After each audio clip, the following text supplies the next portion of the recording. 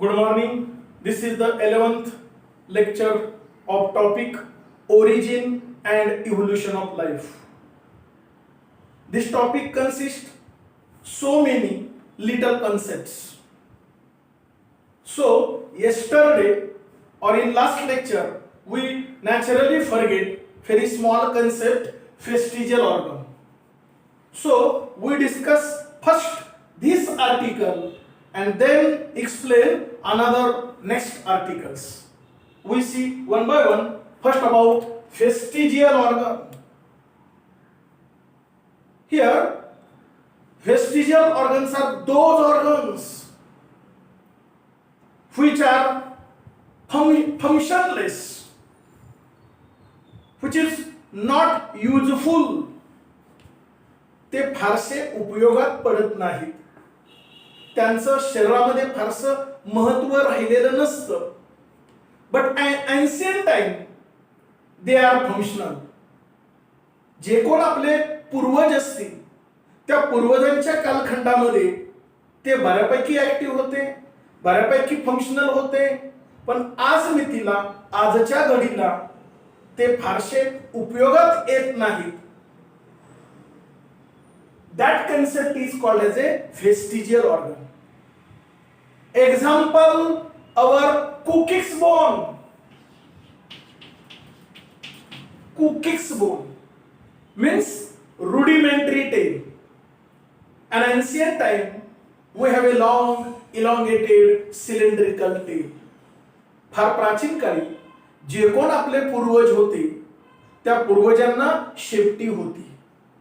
त्याचा पुरावा काय, तर आजही आपल्या सर्वांना माकड हाड आहे.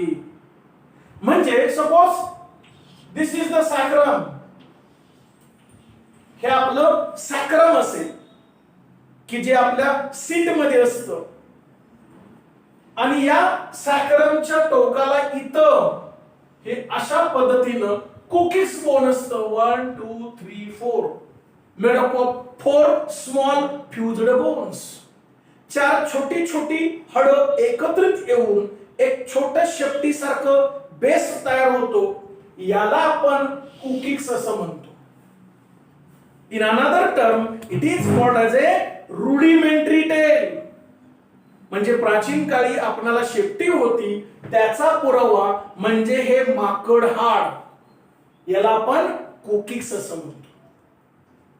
आत्ताच्या घडीला हे तसं फारसं काय उपयोगात येत नाही.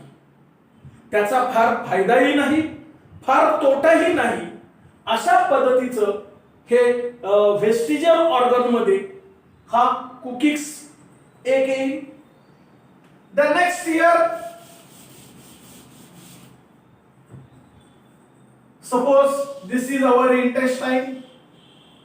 This is here cecum and here this also intestine. Here small vermiform, छोटस किड्यासारखं एक अपेंडिक्स असतं. Appendix today it is functionless. आजच्या घडीला त्याचा आपल्याला फारसा उपयोग होत नाही. Here the function of appendix is cellular digestion in herbivorous animal. जे पूर्णपणे शाकाहारी आहेत अशा शाकाहारी प्राण्यांच्या मध्ये सेल्युलर डायजेशन घडवून आणण्यासाठी या अपेंडिक्सचा फार उपयोग झालेला दिसून येत होता. But here this appendix today functionless. या हे असलं तरी फायदा तोटा नाही, नसलं तरी फायदा तोटा नाही. याचा जर त्रास होऊ लागला तर it is cut by operation. ऑपरेशननं ते कट करून बाजूला करता येतं. या पद्धतीनं हे एक व्हेस्टिजियल ऑर्गन मध्ये आपल्याला आलेलं दिसून येईल. The next year, third example, nictitating membrane of eye. डोळ्याच्या आतल्या बाजूने जो पडदा असतो nictitating membrane this is also फंक्शनलेस. ते सुद्धा आता काय फारसं त्याचा फायदा किंवा तोटा आहे असं काही नाही. या पद्धतीचे बॉडीमध्ये जर अवयव असतील ज्याचा फार फायदा होत नाही, ज्याचा तोटा होत नाही, फंक्शनलेस असतात, त्या ऑर्गन्सला आपण फेस्टिजियल ऑर्गन असं म्हणतो. The next concept, speciation. Speciation. Before discussion of this concept, speciation, we first concentrate on what is meant by species. पहिल्यांदा आपण स्पेसीज म्हणजे काय व्यवस्थित समजून घेऊया. Species means group of similar organism which interbreed to form young ones. म्हणजे एक सारखे प्राणी, त्यातला मेल आणि फिमेल एकत्रित आले आणि त्याच्यापासून नवीन यंग वन्स जन्माला येईल, त्याला आपण स्पेसीज असं म्हणतो. एक्झाम्पल, ह्युमन, मानवाची जात, त्यामधले मेल फिमेल सगळे एकत्रित राहत असतात. त्यातला एक मेल एक फिमेल कोणतीही असो, दोघं एकत्रित आले तर त्याच्यापासून नवीन यंग वन जन्माला येतो. Here that concept is called as a species. Again listen, group of similar organism when interbreed then form new offsprings. That concept is called as a species. And here speciation means formation of here new species from pre-existing species. जसं की आपण रिप्रोडक्शनची व्याख्या पाहिली, आई बाबांच्या पासून आपण जन्माला येतो, या प्रक्रियेला या ठिकाणी स्पेशिएशन असं म्हटलं जातं. Formation of new species from pre existing species, that concept is called as a speciation. Here there are two types of speciation. ह्या स्पेशिएशन चे दोन प्रकार आहेत. First, intraspecific. Intraspecific. Intraspecific means in between same species crossing are there. दोन species मध्ये पण त्या कुठल्या एकाच जमातीच्या, एक्झाम्पल आपण ह्युमन घेऊ, यांच्यामध्ये जेव्हा क्रॉसिंग होईल आणि त्याच्यापासून जेव्हा एखादा इंडिव्हिज्युअल निर्माण होईल त्याला आपण इंट्रास्पेसिफिक असं म्हणतो. But same like geographical isolation. Geographical isolation आपण कन्सेप्ट पाहिलाय, त्यामध्ये काय पाहिलं, देर आर सम ऑब्स्टॅकल्स और बॅरियर्स. असे खूप मोठे अडथळे असतात. एक्झाम्पल आपण घेतलेलं होतं ओशियन, फार मोठा समुद्र असेल, thick forest, very large mountain, मोठ्या डोंगर, कपाऱ्या, टेकड्या, पर्वत किंवा मोठे समुद्र किंवा घनदाट जंगल.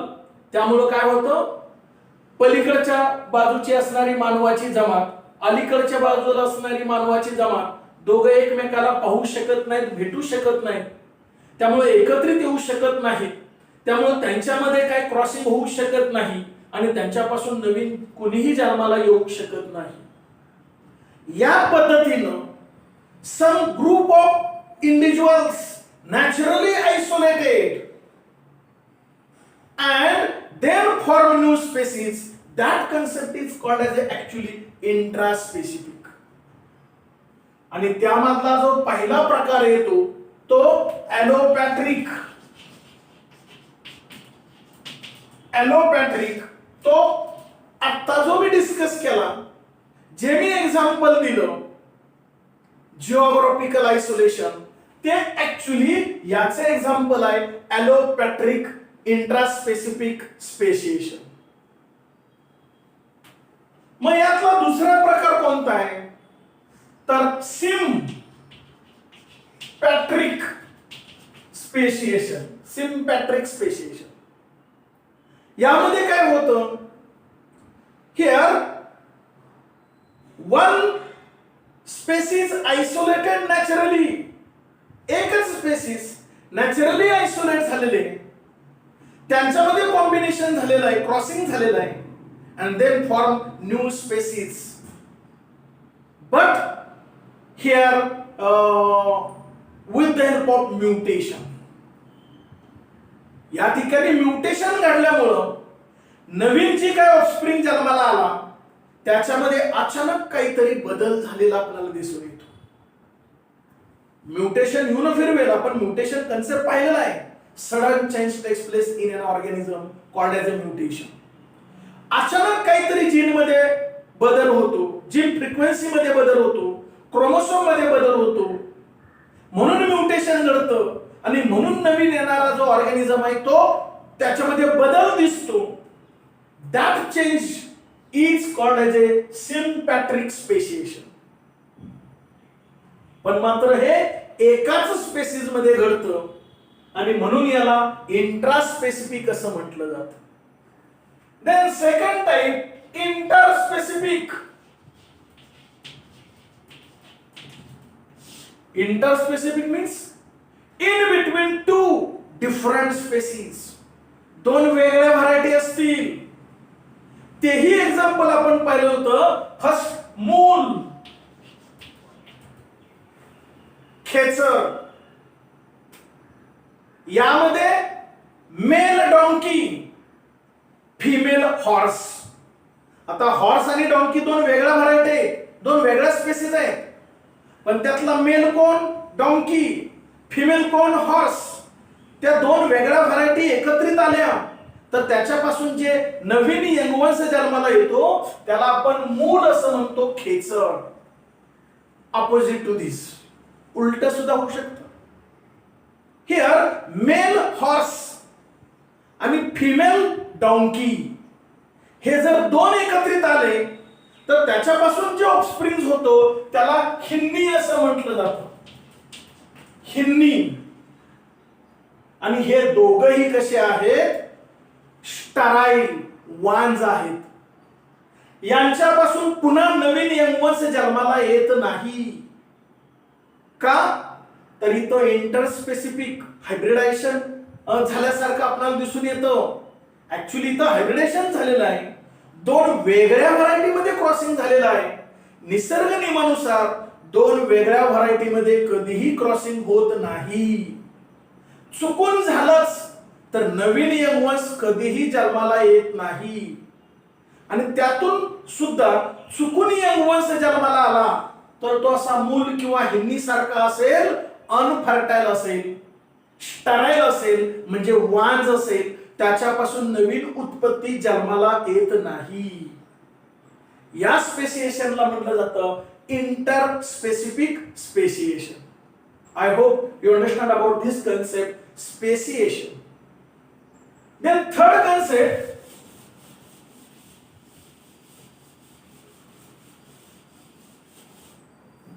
geographical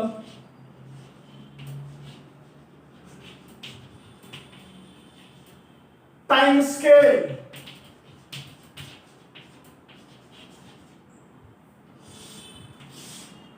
Geographical time scale. Here, first concentrate on geographical time. Here, the total lifespan of our Earth planet from its origin. That concept is called as a geographical time. म्हणजे काय म्हणता येईल, पृथ्वी नावाचा ग्रह ज्या क्षणाला उदयास आला त्या क्षणापासून आत्ताच्या क्षणापर्यंत जो काय कालखंड गेला त्या कालखंडाला आपण जिओग्राफिकल टाइम असं म्हटलं जातं. तो कसा काढला जातो, जसं की झाडाची वर्ष कशी काढली जातात, तर झाडाचा जो काय खोड असेल त्याचा असा कट घेतला तर त्याच्यावरती अशा रिंग्स दिसतात युनिव्हेरिएबल. खोडावरती अशा कट घेतल्यानंतर रिंग्स दिसतात. दिस कॉन्सेंट्रिक लेअर, हे जेवढे कॉन्सेंट्रिक लेअर असतील गोल गोल रिंगा त्याच्यावरून अंदाजे झाडाचं वय काढलं जातं. Same like here our earth crust, पृथ्वीचा जो काय कवच असेल, भूखंड असेल, it is made up of sedimentary Roxx, स्तरीय खडकांचे लेयर्स किंवा स्ट्रॅटा असतात, और minerals, ferrous types of minerals, त्याच्यावरती खूप असे खनिजे वगैरे असतात. मग या पद्धतीनं त्याच्यावरून वय कसं काढलं जातं. Here the method apply on this sedimentary Roxx is radio active dating technique. Radio active dating technique हे अप्लाय केलं जातं त्या खडकांच्या वरती, त्या दगडांच्या वरती की जे आपल्या पृथ्वी तलावरती सापडतात, आपल्या जमिनीमध्ये सापडतात. त्याच्यावर रेडिओ ऍक्टिव्ह डेटिंग टेक्निक वापरल्यानंतर ऍक्युरेट जरी वय काढता आलं नाही तरी प्रॉपर आसपास बऱ्यापैकी आपल्याला त्याचं एज, वयोमान काढता येतं. हे बेसिकली आपल्या सर्वांना माहिती असणं गरजेचं आहे. आणि जिओलॉजिकल सायंटिस्ट हे त्याच्यावरती नेहमी नवनवीन संशोधन करत असतात आणि ते या पद्धतीनं वयोमान काढत असतात. Actually here this geographical time divides into a number of divisions. First is called as a era. पहिला मोठा भाग कोणता असेल, फर्स्ट डिव्हिजन कोणते असेल, इरा. देन सेकंड पिरियड्स, दुसरी डिव्हिजन असेल periods. and these periods divides into epochs. First large division is called as era. Era divides into periods and periods again redivides into epochs. Here the arrangement of era, periods and epochs into the here age wise manner, त्यांच्या वयोमानाच्या कालखंडानुसार याची विभागणी करणं. Actually that concept is called as a geographical time scale. याला geographical time scale असं म्हटलं जातं. आणि हे सगळे कालखंड कोणत्या कालखंडात, आपण जे पाठीमागं या टॉपिक मध्ये पाहिलेलं होतं की पहिलं पृथ्वी तलावरती पाण्यामध्ये एक पेशीय जीव जन्माला आला, त्याच्यापासून पुन्हा नंतर बहुपेशीय यंगवंश जन्माला आले, नंतर मत्स्ययुग, नंतर उभयचर प्राण्यांचं युग, नंतर रेप्टेलियनचं युग, नंतर पक्ष्यांचं युग, नंतर सस्तन प्राण्यांचं युग. ही जी काही कालखंड आहे हे कालखंड बेसिकली आपल्याला माहिती असणं गरजेचं आहे. Here this lecture we take in home. आपण घरी ते लेक्चर आत्ताच घेतोय आणि घरी असल्यामुळे आपल्याला पीपीटी पॉवर पॉइंट प्रेझेंटेशन करता आलं नाही. खरं तर तो खूप मोठा चार्ट आहे आणि इथं तो बसणं अशक्य आहे.